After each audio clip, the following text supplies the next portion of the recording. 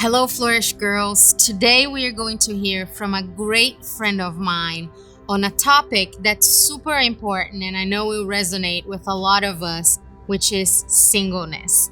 Natalie Wilson is a personal friend of mine. We met a long time ago. And today she's a life coach. She specializes in single women and she loves helping women get unstuck and pursue their full potential in God.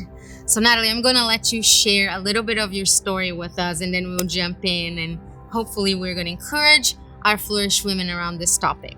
Absolutely. So I became a believer right after college.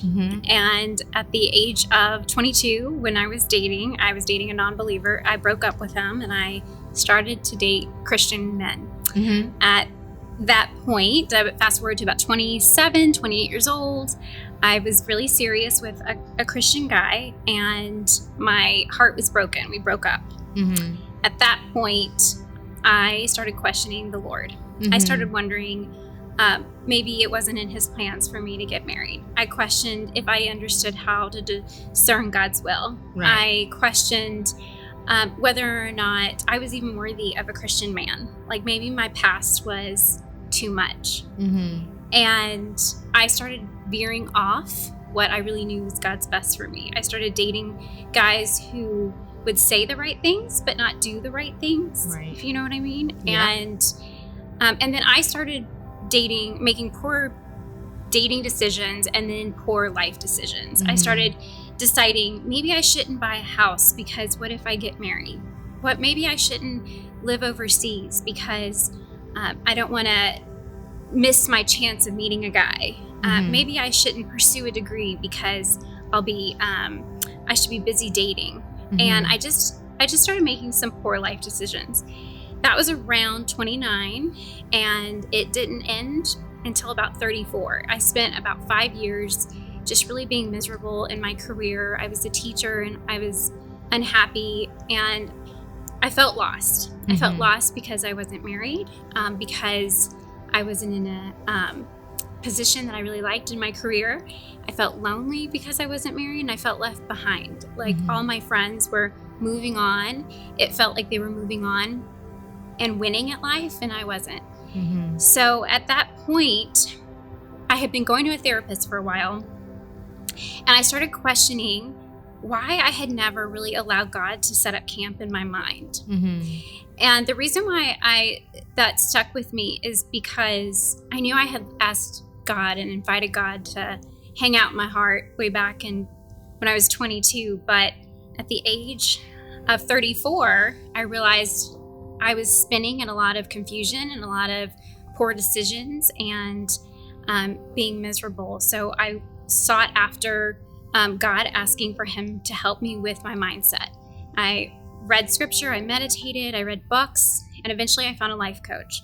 And the tools that I learned from life coaching catapulted me in my life. I started running 2 half marathons. I bought a house. I switched careers.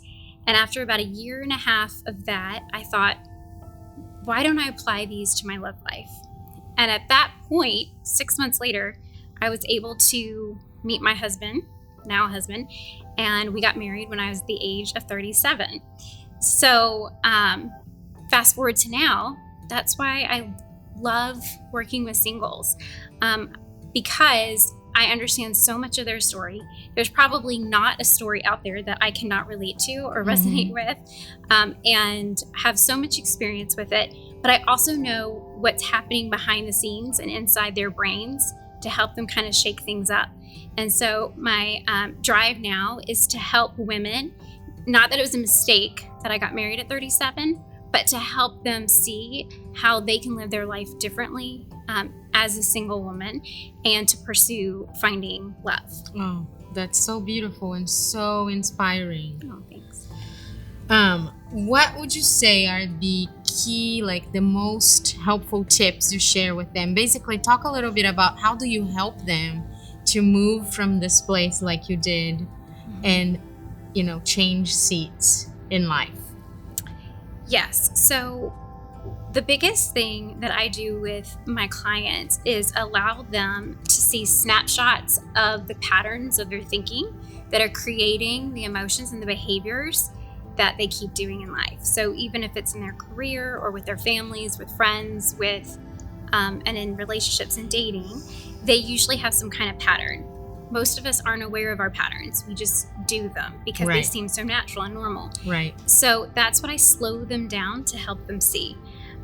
One of the biggest things that I help all my clients see is that God has given them their life to be a good steward of their life. I think about the parable of the talents, and that each person is given a certain, lot to produce more from.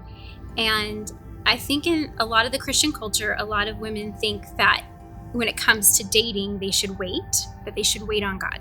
Mm-hmm. But we would never ask people to just wait on God to lose weight. We would never ask people to wait on God to get a job. We would say it's a, hey, God's doing his part, you do yours. Right. And the same thing comes with the love life, with dating. That asking yourself, am I waiting on God and passively sitting there, maybe feeling like I'm a victim and I'm missing out? Or am I actively engaged in life and doing what I need to be doing with my life? Right. And being an owner of your life. Right. So that's one of the top things that I do with my clients, is to teach them how to become owners of that. Mm-hmm. That is really helpful. I know that sometimes it takes somebody from the other side, on the other side of life, to show us the posture that we have. And I know that you've been helping a lot of women. Anything else that you see, anything else that you feel like would be helpful for us today?